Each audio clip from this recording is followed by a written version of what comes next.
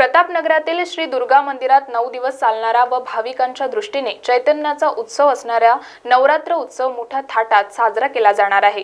चातुर्मासातील सर्वात महत्त्वाच्या उत्सवापैकी शारदीय नवरात्र विशेष महत्त्वाचे मानले जाते। मंदिरात नागपुरातील हजारो भाविक 9 दिवसात देवीच्या चरणी नतमस्तक होतात। अभिषेक, सप्तशती पाठ, रुद्राभिषेक, देवीची ओटी, महाप्रसाद, भाविकांसाठी 800 मनोकामना अखंड ज्योत व्यवस्था उपलब्ध करून देण्यात आली आहे। आरतीची वेळ सकाळी 9:30 व सायंकाळी 7:30 राहणार आहे। तसेच सांस्कृतिक कार्यक्रम अंतर्गत जोगवा, देवीचा गोंधळ, गरबा, 216 महिलांकडून सौभाग्यदायी महाकुंकू मार्चन, उपासना सोहळा, अष्टमीला होम हवन इत्यादी कार्यक्रमाचे आयोजन केलेले आहे। नवरात्र उत्सवात परिसरातील 150 पेक्षा जास्त सेवेकरी आपली सेवा देतात। उत्सवात गर्दीच्या पार्श्वभूमीवर भाविकांसाठी मंदिर रोज सकाळी 5 ते रात्री 10:30 पर्यंत उघडे राहणार आहे। भाविकांनी नवरात्र उत्सवात सहकार्य करावे असे आवाहन करण्यात येत आहे। दुर्गा मंदिरामध्ये भक्तिभावेने जे भाविक येतात, बायका येतात, पुरुष येतात, छोट्या कुमारिका येतात, त्या सगळ्यांना इथे दुर्गा देवीचं दर्शन होतं आणि त्या भरून पावतात। त्याच्यानंतर ज्या बायका येतात, स्त्रिया येतात, त्या ओटी भरायला येतात। त्यांची ओटी आम्ही घेतो, तिथे देवीच्या पायाशी लावतो। नारळ, हळदी कुंकू, त्यांनी आणलेला प्रसादात मिसळतो। त्याच्यानंतर त्यांनी आणलेली ओटी जी असते तांदूळात टाकतो। त्यांना आम्ही परत देवीच्या पायाला लावून नारळ आणि खंड देतो। साडी आणली असेल त्यांनाही हळदी कुंकू लावून त्या सगळ्या स्त्रियांना आम्ही प्रसाद देतो। मी इथे 15 वर्षापासून सेवा करते दुर्गा देवीची। कधी बाहेर असतं, जे लोक जे खण आणि साडी देतात त्यांची पावती द्यावी लागते त्यांना। त्याच्यानंतर प्रसाद पण देतो त्यांना आम्ही, पण खण नारळाचा प्रसाद पण देतो। त्याच्यानंतर इथे ते देणगी वगैरे देतात लोक, इथे काउंटर आहे, ते देणगी देतात तिथे। बाकी आम्ही सगळे दुर्गा मंदिर देवस्थानाच्या सेविका सगळे छान सेवा करतात आणि सगळ्या एकजुटीने राहतात। एक घरकुलच आमचं तयार होतं आणि त्याच्यात ज्याला जो हे दिलेला आहे तो प्रत्येकजण आपापल्या याने सांभाळतो चांगला, आणि कधी कोणाशी म्हणजे हुज्जतबाजी नाही, काही नाही, अगदी आनंदाने सगळं 10 दिवस आम्ही सगळं साजरं करतो देवीचा सण नवरात्र।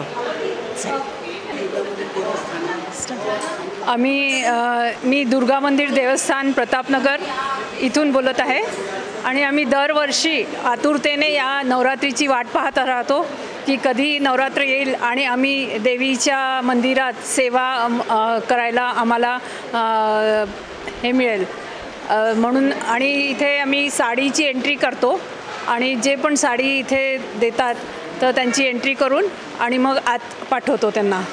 तर इथे खूप 9 दिवस उत्साहाचं वातावरण असतं आणि आम्ही त्याच्यात खूप आनंद। आम्ही इथे 15 वर्षापासून कार्य करत आहे आणि देतात त्यांना आम्ही खण आणि प्रसाद परत देतो त्यांना।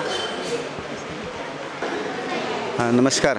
दुर्गादेवी सार्वजनिक देवस्थान प्रतापनगर या मंदिराची स्थापना आणि मंदिराची ॲक्च्युली सुरुवात जी आहे 1982-83 पासून सुरुवात झाली।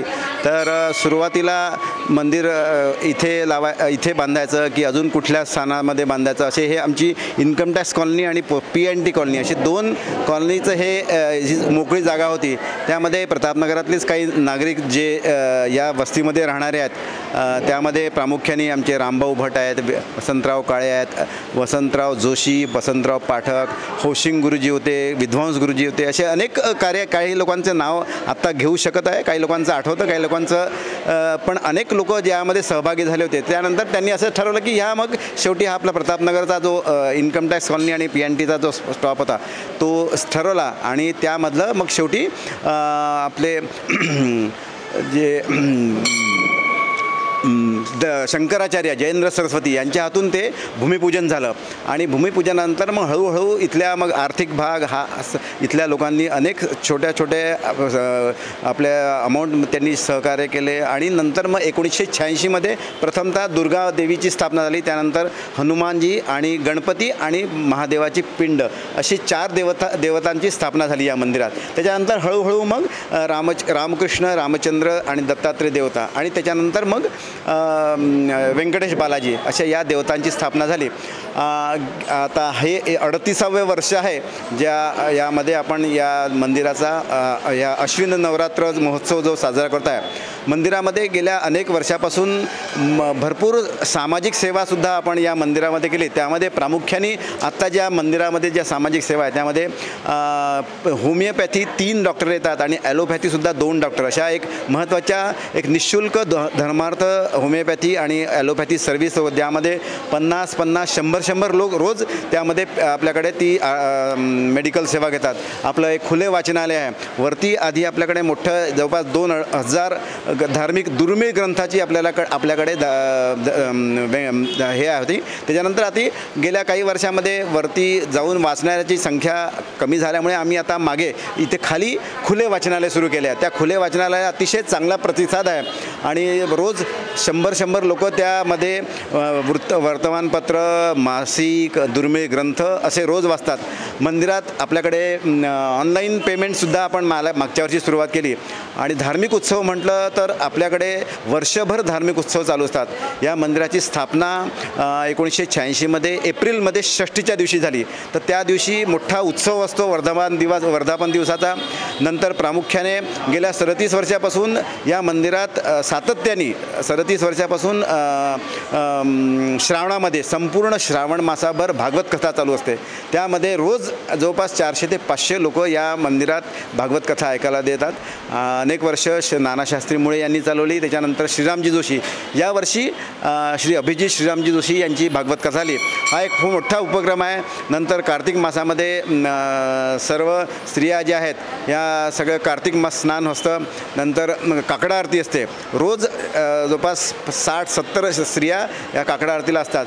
असे वेगवेगळे उपक्रम असतात. मंदिरातर्फे आम्ही जे काही धान्य येतं ते गरजू संस्थांनासुद्धा देतो. त्या जे काही तांदूळ असतात किंवा गहू असतात त्या अनेक गरजू संस्थांना देतो. आणि मागच्या वर्षी आपण कपडे जे ब्लाऊज पीस येतात काही असे असतात की काही म्हणजे सारख्या रंगाचे ते आपण अनेक संस्थांना आपण निःशुल्क दिले. त्यामधून ते रोजगार उपलब्ध करतात. ते 5 रुपयाची पिशवी आणि आम्ही ते पिशवी घेतली आणि भक्तांना आमच्या निःशुल्क देतो. त्याच्यापासून 2 होतं. एक तर महिलांना रोजगार, दुसरं म्हणजे प्लास्टिक निर्मूलन त्यापासून येतो कारण की कापडी पिशवी असल्यामुळे. असे अनेक उपक्रम आपल्याकडे होतात. आमच्याकडे पेटीएम ही सुरुवात आहे. या मंदिरात नवरात्र उत्सवात जवळपास 150 पुरुष आणि महिला या आपल्याला सेवा देतात. हे गेल्या अनेक वर्षापासून म्हणजे मला वाटते 35 वर्षापासून ते अशा आपलं कारण हे मंदिर एम्प्लॉई तर 2-3 जे असतात त्याच्या व्यतिरिक्त ह्या सगळे जे काही आपले सण असतात ते सगळे या इथल्या नागरिकांच्या सहभागातूनच आपल्या चालू असतात. मंदिरात नवरात्रामध्ये आपण रोज महाप्रसाद असतो आणि प्रसाद हा गेल्या वर्षभर कार्यक्रमामध्ये आपण देत असतो. कीर्तन, भजन हे तर सातत्याने मला वाटतं चालू प्रत्येक सणाला म्हणजे प्रत्येक देवतांचा उत्सव असो, एकादशी असो, नंतर प्रत्येक देवतांचे आपले भाग असो, हे सगळं आपण प्रसाद वाटतो.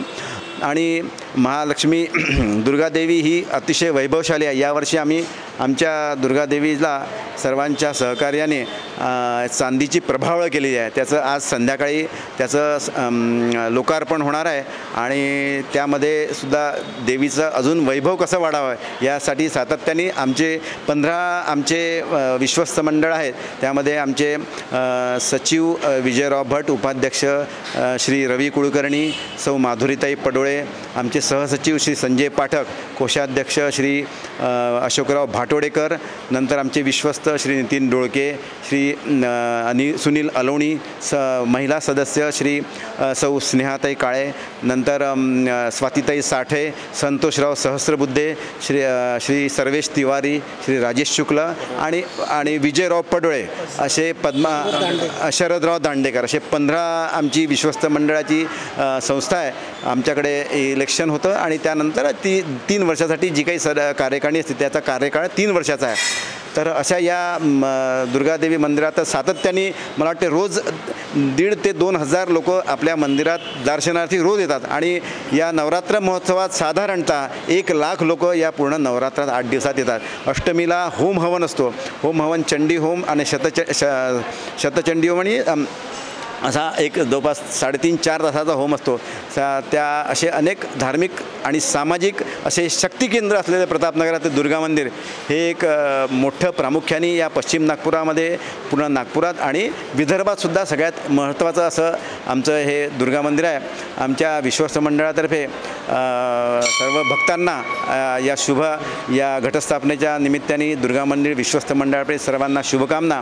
आणि मी सर्वांना विनंती करतो की आमच्या या दुर्गादेवी देवस्थानात सर्वांनी दर्शनाला यावे आणि ह्या देवतांचं वैभव आहे आणि देवतांची कृपा प्राप्त करावी असं मी सर्वांना आमच्या विश्वस्त मंडळातर्फे विनंती करतो. अजून काही दुर्गा देवी देवस्थानमध्ये म्हणजे गणपती जेव्हा बसते त्याच्या दुसऱ्या दिवशीपासून आम्ही अखंड ज्योतीचे रजिस्ट्रेशन चालू करतो आणि आत्तापर्यंत म्हणजे कालपर्यंत आमच्या इथे 828 झाले आहेत. आता सध्या अजूनही लोक आज आले होते, आज तर 5-6 लोक वापसही केले, पण आता जागेअभावी आम्ही त्यांना नकार दिला आणि पुढच्या वेळी आम्ही त्यांना सांगितलं की आम्ही जागा मिळाली तर आम्ही मोठ्या प्रमाणात तुमची सेवा हे करू. तरी लोक नाराज होतात, हे करतात. म्हणजे आत्ताच एक असा अनुभव आला की 100 शेवटला तो हा होता, म्हणजे तो ऑलिम्पिकमध्ये तो 3 सुवर्ण पदक मिळाले ना, त्याच्या वडिलांची होती अखंड ज्योत. तर ती आता आम्ही शेवट देवतोय म्हणून त्यांना मग शेवट दिली. आता ते 829वा नंबर त्यांचा. सार्वजनिक दुर्गादेवी संस्थानातर्फे आमच्या इथे सकाळी 5:30 पासून तर संध्याकाळी 7:30 पर्यंत एक प्रसाद असतो. त्याच्यामध्ये आम्ही प्रत्येक वेगवेगळ्या प्रकारचे प्रसाद वाटत असतो आणि त्याच्यानंतर की संध्याकाळी जो महाप्रसाद असतो तो जवळपास 1 ते 1,500 लोकांचा असतो आणि याच्यामध्ये जवळपास 5:30 वाजेपासून तर संध्याकाळी 7:30 पर्यंत 2,000च्या जवळपास लोक होतात आमच्या इथे.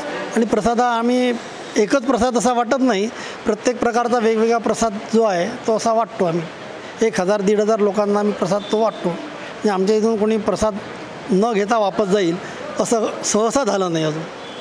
आणि प्रत्येक दिवशी वेगवेगळे प्रसाद प्रत्येक दिवशी असतो, वेगवेगळे प्रसाद असतो. आणि या प्रसादामध्ये आमचे विश्वस्त मंडळ आणि बाकीचे एरियातले जे लोक आहे, बाहेरचे लोक सेवाधारी आहे, या सगळ्यांचा सहभाग असल्यामुळेच आम्हाला या सगळ्या गोष्टी शक्य झाल्या आहे.